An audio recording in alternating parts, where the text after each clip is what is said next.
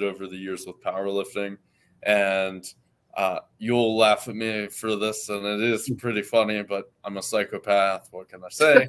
But like, as you know, you've been around me when I compete and am amped up for big lifts. Like, I like to talk to myself, and one of the things, the affirmations that I've picked up on over the years is just this idea: one at a time, one at a time.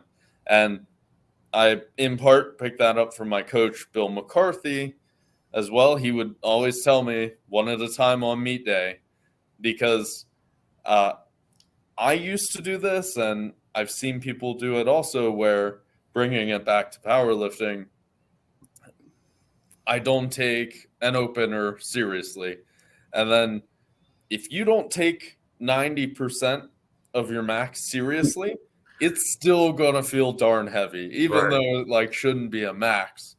And that would kind of lead me down this like spiral of like, oh, the opener's heavy. So then the second attempt's a little heavier than it should be. And then maybe I don't fail the third, but I like don't try as much as I was hoping to on the third.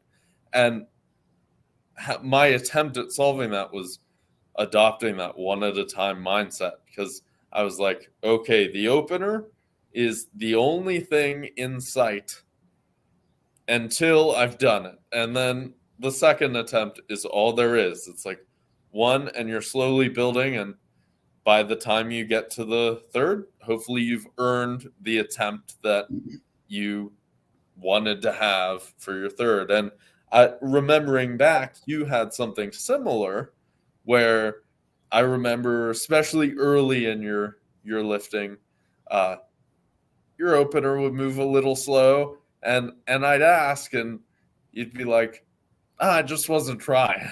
Yeah. Like, you'd end up being totally okay. You had a flip or a switch that you could flip that, you know, for the second attempt, you would amp it up a little and it would move how it needed to. And the third attempt would go, and I would just walk away being like, whatever. Okay, whatever. Yeah. Like, I remember the first time, because the first meet, I can remember the look on your face. You were just like, I said, oh, I didn't try. You're like, what?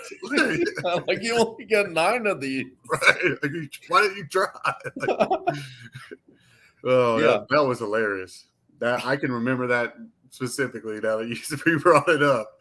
I didn't try very hard. Yeah. As a coach, it's got to be like, oh, shoot, we better figure something out, you know? Like, right. Oh, I just didn't try.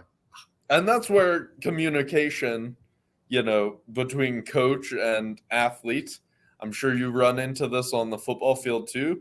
Not the same situation, obviously, but like in my head, I see something slow and I'm like, oh dear, we're in trouble. We need to like adjust this plan.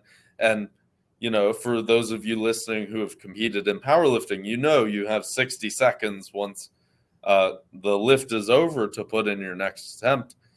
I'm going a million miles an hour. You, on the other hand, like, because you experienced it and you just know, you were like, well, I only moved it how I needed to move it to finish the lift. And in your head, you weren't rattled at all. That was the big deal. Had you like not tried and gotten rattled, which that's what I've done before. I've like early in my career not taken an opener seriously and been like, oh, it moved kind of slow, but I wasn't conscious enough like you were to say, oh, you just weren't trying hard enough, you idiot. I was just more like, oh, it moves slow. I have to rearrange this plan. And maybe that'd have been like the powerlifting like ignorance that I had too, was like, I didn't know what slow really looked like that much. So like, I was just like, oh, I just didn't try, but probably looking at it like, oh God, he probably moved it pretty slow. But I probably had a little bit of ignorance to it where it wouldn't have, maybe that's why it didn't affect me, because I was like, it doesn't matter. I got it. So, you know. That's like, a good point. Yeah. Like the difference between the analytical or maybe over analytical lifter and like the doer who just kind of like ends justifies the means. Yeah. I would feel like. Yeah.